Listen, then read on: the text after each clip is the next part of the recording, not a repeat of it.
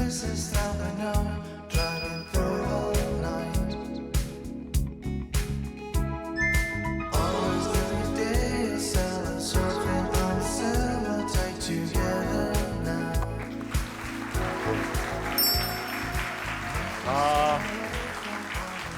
보는 미술에서 듣고 즐기는 미술로. 안녕하세요. 시대를 걷는 미술관의 김일중입니다. 반갑습니다. 네. 야, 정말 많은 분들이 찾아와 주셨는데요. 여러분 혹시 이 밤에 미술관 처음이시죠? 이 시대를 걷는 미술관은 정말 특별한 장소예요. 해가 지면 오픈이 되는 곳입니다. 우리는 이 특별한 장소에서 대한민국 근현대 미술사를 아우르는 주제를 가지고 당시의 시대상 그리고 명작 속에 숨겨져 있는 재미난 이야기까지 오늘 이 시간 여러분은 챙겨가실 수 있는 겁니다. 자, 시대를 걷는 미술관 이렇게 특별하게 시작을 해보게 될 텐데 오늘 저희와 함께 미술 여행을 이끌어 주실 분을 소개해 드리도록 하겠습니다. 미술 사랑하시는 분들은 이분을 좋아하실 것 같은데요. 바로 양정무 교수님이십니다. 박수로 환영해 주세요. 어서 오세요. 네, 교수님 반갑습니다.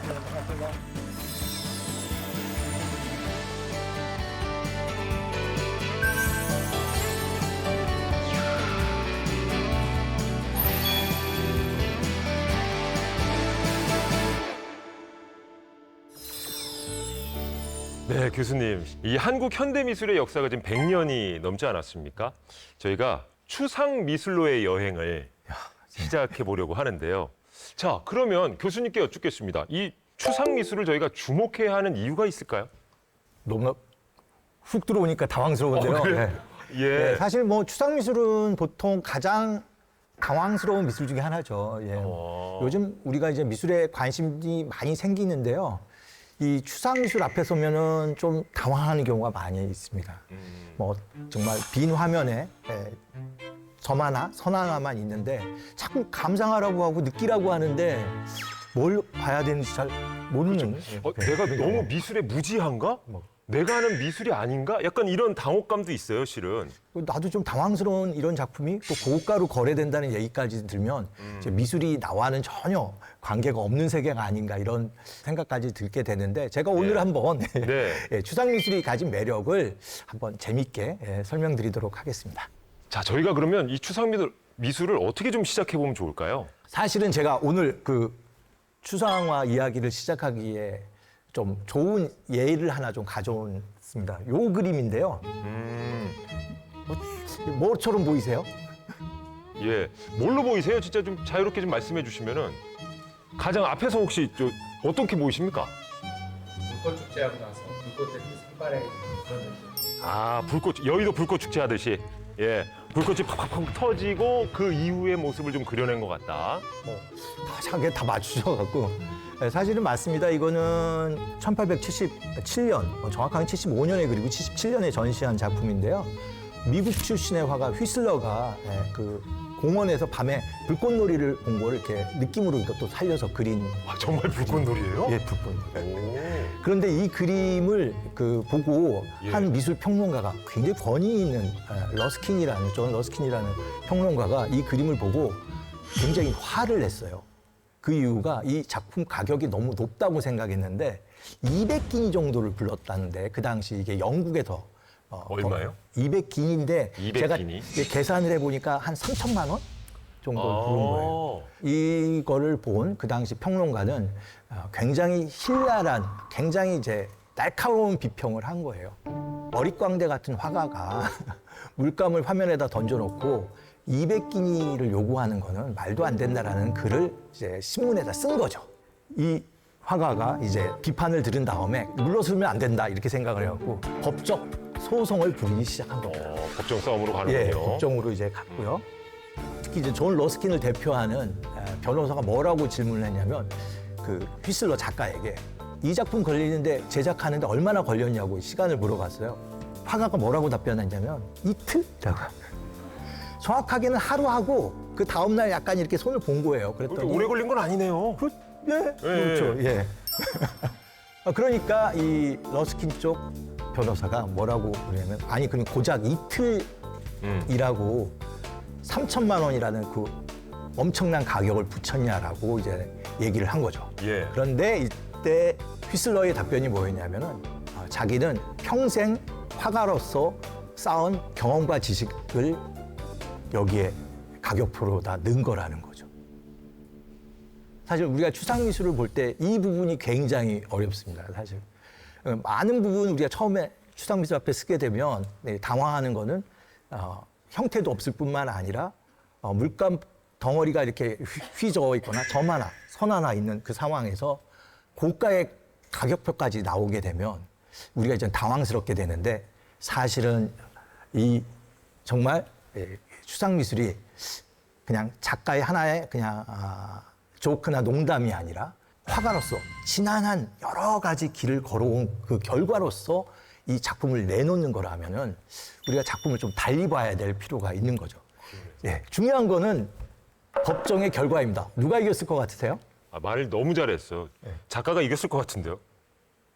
오늘 너무 잘 맞추시는데. 아니, 야, 내 인생이 농축된 작품이다 이러는데 어떻게 그러면, 예. 근데 이게 이긴 게 아니에요. 그래요? 특히 이제 휘슬러 같은 경우에는 이 소송을 위해서 집을 팔아요, 정말. 소송 비용이 꽤 들었군요. 그렇죠. 그래서 실질적인 이 사파를 놓고 보면 그런 농담이 있는 거죠. 결국 이 소송의 승자는 이 양쪽을 대표했던 변호사가 승자였고. 수임 비용을 받은, 예, 수임료 그렇죠. 받은 변호사가 승자다. 예. 러스키는 굉장히 충격받았어요. 그래서 그 당시 옥스포드 대학교 석좌 교수직을 사임하게 되면서 진짜 충격을 오랫동안 이렇게 가는데 이 작품 사셨어야 돼요. 3천만 원에? 예, 왜냐면은 이후에 결국 4배에 팔려요. 미국, 그리고 지금도 우리가 이제 추상미술을 생각할 때 한 번쯤 이렇게 짚어볼 만한 그런 그림으로 많이 역사적으로 언급되는 그림입니다. 어떠세요? 이 작가는 이게 자기가 진짜 그 런던의 한 공원의 불꽃놀이의 장면을 자기가 이 느낌으로 그린 그림인데 사람들이 보기에는 어릿광대가 그 캔버스에다 물감을 집어 던져놓고서 감상하라고 하고 그것도 이제 작품 가격으로 고액을 붙여놨다라고 볼 수 있는 그런 해석도 충분히 가능한 거죠.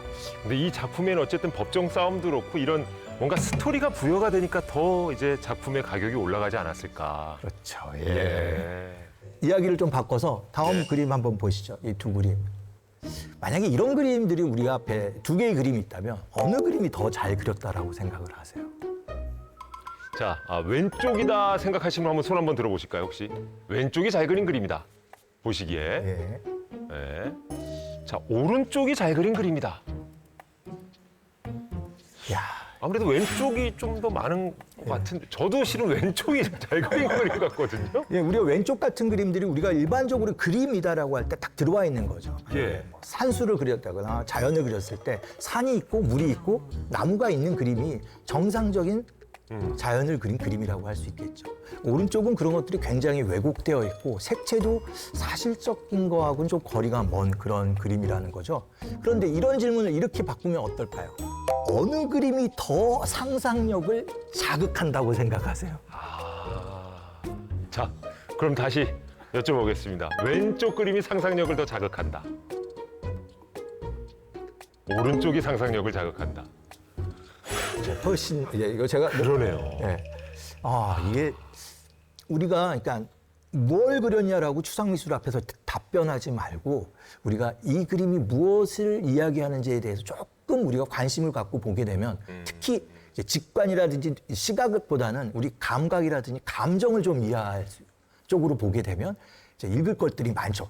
뭐 사실 왼쪽 그림도 충분히 우리 상상력을 자극할 수는 있습니다. 그럼요. 예.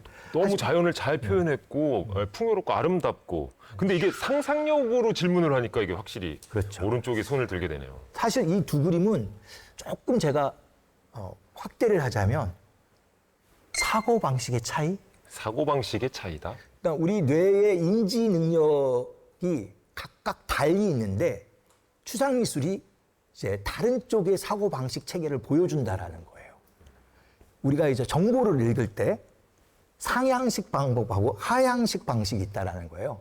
상향식 정보는 우리가 아는 정보들을 이용해서 그거를 읽어 나가는 거예요. 산, 나무, 뭐 여기에 강도 있고 여기에 뭐 하늘에 구름도 있고 이런 정보를 모아서 이제 가는 거죠. 그러면은 하향식 정보는 뭐냐?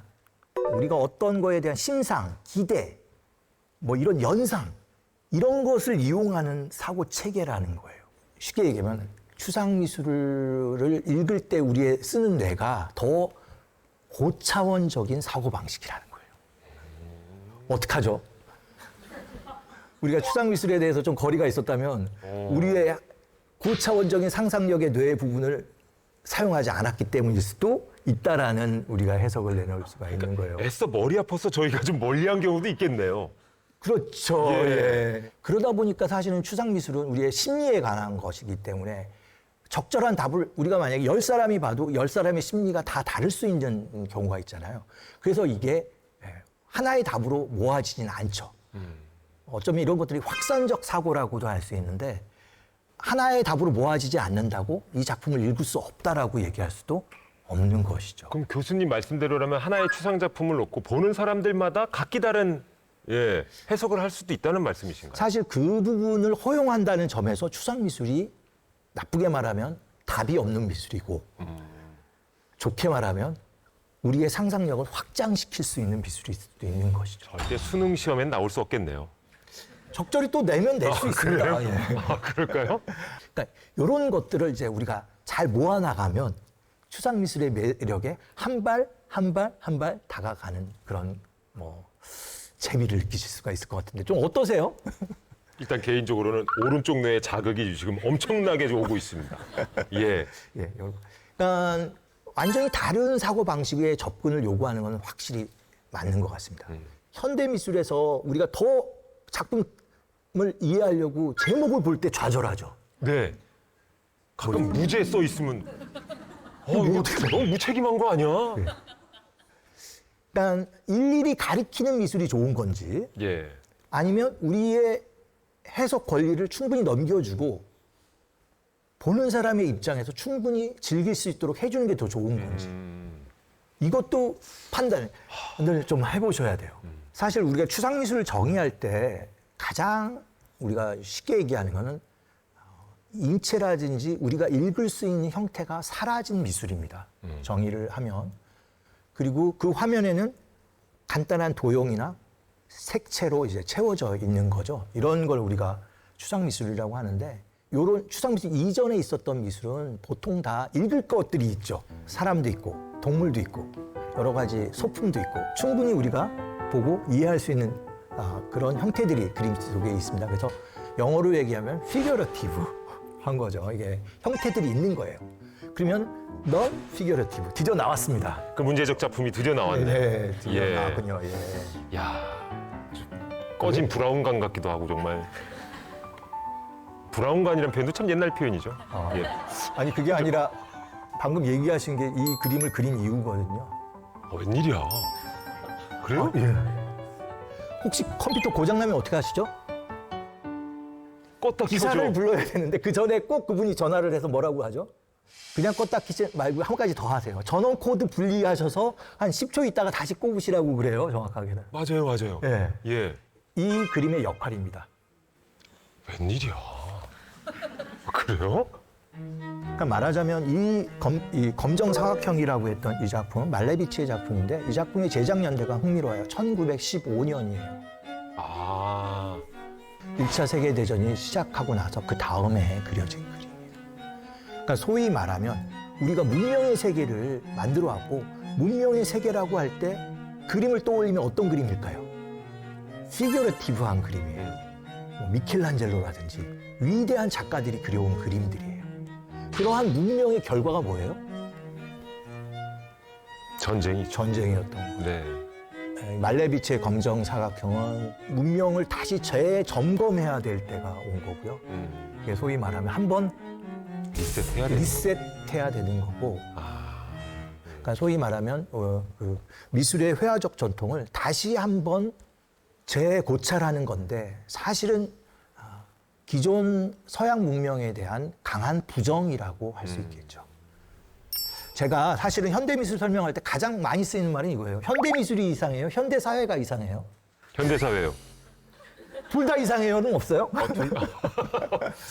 사실 그렇습니다. 우리가 미술과 사회는 뭐 같은 거죠. 예. 우리가 미술이 사회와 분리될 수 없는데 미술이 계속 이상하다고 생각할 수도 있지만 그럴 때마다 한번 생각해서요. 우리 사회에도 충분히 이상하지 않을까라는 생각을 이제 하게 하는 작품들이 있는 것이죠. 그래서 아마 그런 메시지가 이 그림에 강하게 들어가 있다고 생각이 됩니다.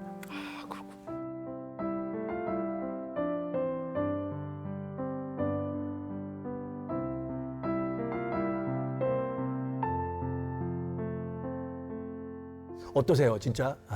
이 그림이 하나의 그림이지만 그림의 역사를 한 번쯤 다시 한번 생각해 보게 하는 그런 그림이고 여러분이 그런 그림이라면 이 그림 앞에서 조금 더 오래 머무를 수 있지 않을까요? 그러네요. 예. 그러면서 동시에 이런 질문 참 정말 얼마예요?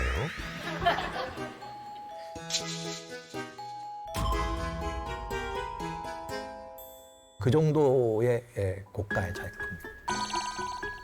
제가 이래서 미술 얘기를 그냥 추상 얘기만 담백하게 해야 되는데 가격 얘기 나오면 이렇게 지금까지 추상 미술이 굉장히 좀 가깝게 친근하게 오다가 갑자기 또 확 멀어진 느낌이 들긴 하네. 잠깐만요. 예. 다시 아. 그런데 재미있는 거는 이런 그림들을 이제 사회적으로 용납하지 않는 분위기도 또 생기게 됩니다. 어딜까요? 사회적으로 용납하지 않는 분위기. 예. 저는 20세기의 가장 중요한 전시가 무엇일까 할 때 히틀러가 기획했던 1937년 퇴폐 미술전이라는 걸 꼭 한번 거기에 낄 수 있을 거라고 저는 생각을 해요. 저 인물이 주최한 미술 전시회가 있어요? 이건 사실은 이런 미술은 이렇게 모아놓고 한 600점 정도의 작품을 모아서 이제 뮌헨을 중심으로 해서 여러 도시를 투어를 시키는데 이게 투어를 시킨 게 좋아서 한 게 아니라 이런 거는 퇴폐 미술로 이제 우리가 사회적으로 퇴출시켜야 한다라고 한 미술이에요. 대부분 우리가 아는 키르히너, 오토딕스뿐만 아니라 뭉크, 피카소, 샤갈, 클레, 칸딘스키 소위 추상 미술이나 추상 미술 쪽으로 도전하려고 하는 작가들의 작품을 다 뭐로 본 거예요? 퇴폐 미술로 보고 이런 작품들은 이제 사회적으로 퇴출시켜야 한다고 해서 이제 사람들한테 공개적으로 전시를 한 다음에 소위 말하면 인민재판을 통해서 이 작가들을 사회적으로 매장시키는 거죠. 그럼 이 독재자는 왜 이런 추상 미술 이런 것들을 좀 경계하고 금기시했을까요? 사실 좀 그림이 조금 반사회적이기도 하죠. 좀 굉장히 실험적인 그림도 있지만 중요한 거는 아까 제가 얘기했던 그 부분이겠죠. 답을 내야 하는데 여러 답을 허용할 수 있는 그림은 소위 전체주의 국가를 꿈꾸고 있던 히틀러 같은 이런 정치인들에게는 허용이 될 수 없는 미술입니다. 사실은 우리가 오늘 얘기하는 추상 미술은 사회주의 국가에서는 허용되지 않는 미술입니다.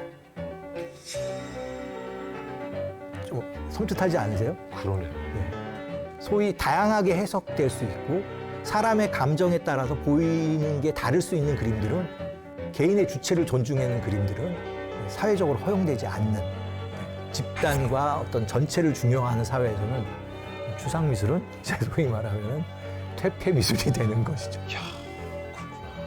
그러니까 이 사고의 다양성 자체를 추구하지 않는 거군요. 그렇죠. 그 시대는. 거의 비슷한 시점에 바다 건너 대서양이죠 이때. 대서양 건너 미국에서는 네. 흥미로운 전시가 열렸어요. 요거보다 한 해 먼저 열렸는데요. 어디죠 여기? 뉴욕. 뉴욕을 한번 가죠. 뉴욕에 가면 여러분이 꼭 가는 미술관 몇 개가 있는데 그중에 모마는 꼭 가죠. 모마가 언제 만들어졌냐면 1929년에 만들어졌어요. 생각보다 그렇게 오래된 미술관은 아닌데 여기에서 1936년에 큐비즘과 추상미술 전시가 열려요. 유럽에 있는 추상미술의 모든 결과를 누가 다 가져가고 있는 거에 시작을 알리는 거예요.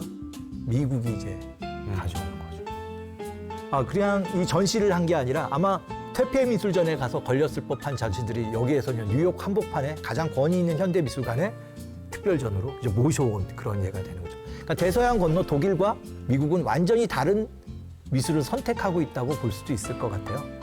1937년 독일은 퇴폐미술전, 1936년 미국은 큐비즘과 추상미술. 그러니까 현대미술은 어디로 간다는 거예요? 네, 추상미술로 가고, 특히 추상미술에서도 가장 중요한 건 저는 큐비즘이라는 예, 피카소의 입체주의를 중심으로 이제 현대가 왔다라고 선언을 한 그림 전시라고 할 수 있겠습니다. 굉장히 비슷한 시점에 다른 사고로 미술을 바라보고 있는 거죠. 아마 오늘 강의에서 가장 중요하게 또 눈여겨봐야 될 거는 이때 추상미술의 계보를 정리하는 또 이론가도 나와요. 그래서 사실은 이 부분이 오늘 좀 얘기가 돼야 추상미술 개념과 역사를 정리하는 느낌이 좀 나기도 할 것 같긴 한데요. 네. 뭐 길게는 못하더라도 보통 우리가 이제 그린버그 포멀리즘이라는 말을 많이 쓰게 됩니다.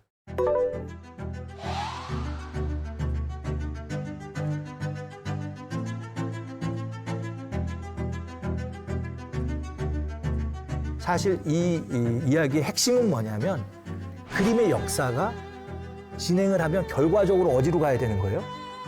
추상미술로 가야 된다. 미술의 역사는 특히 현대미술은 소위 말하면 2차원 평면을 향해서 간다라는 거예요. 그러면 미술이 2차원 평면이 아니었나요? 그러게요.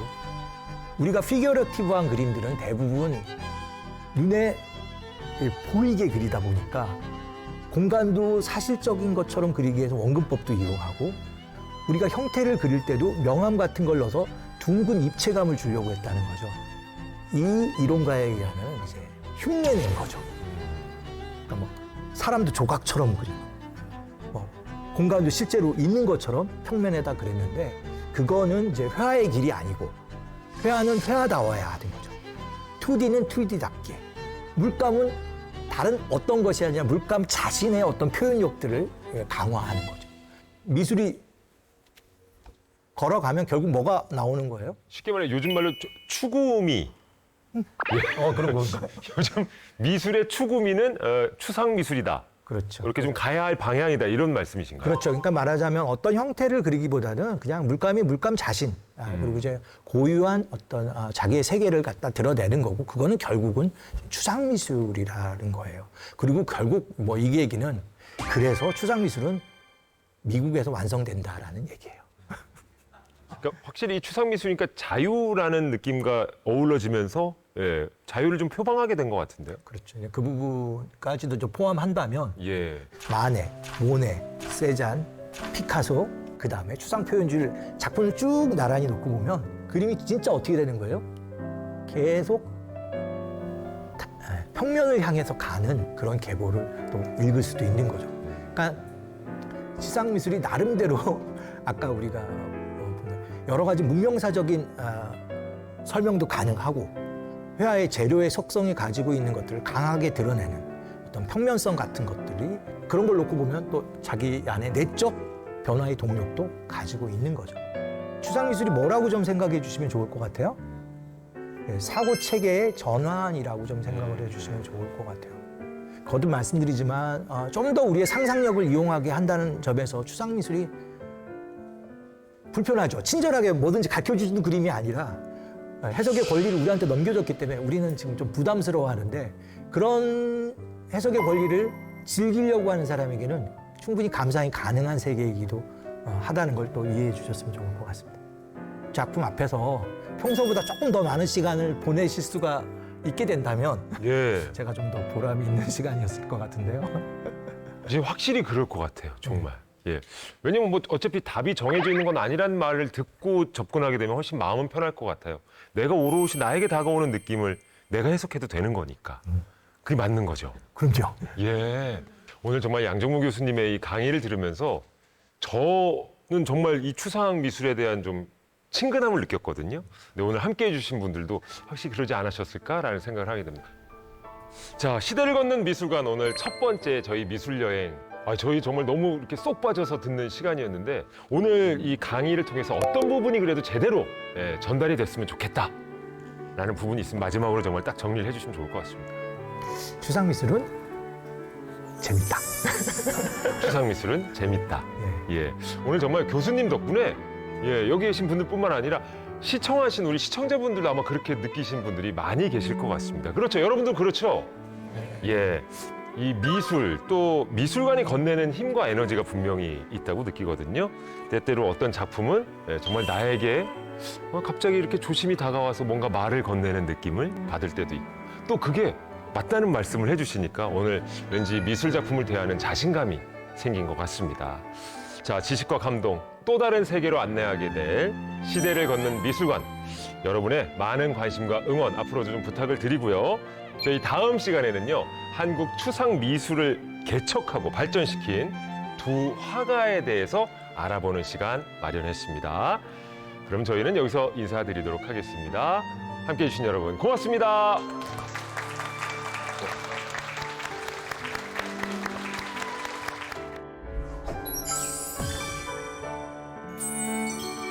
나에게 추상미술은 생각의 모니터이다. 다른 사람의 생각을 우리가 알 수는 없지만 그 사람의 추상미술 그림을 보게 되면 그 사람의 뇌구조가 보이는 것 같아요. 어떨 때는 풍경을 보듯이, 어떨 땐 지도를 보듯이, 어떨 땐 만화를 보듯이 보면 될 것 같아요. 작품마다 다 달라요.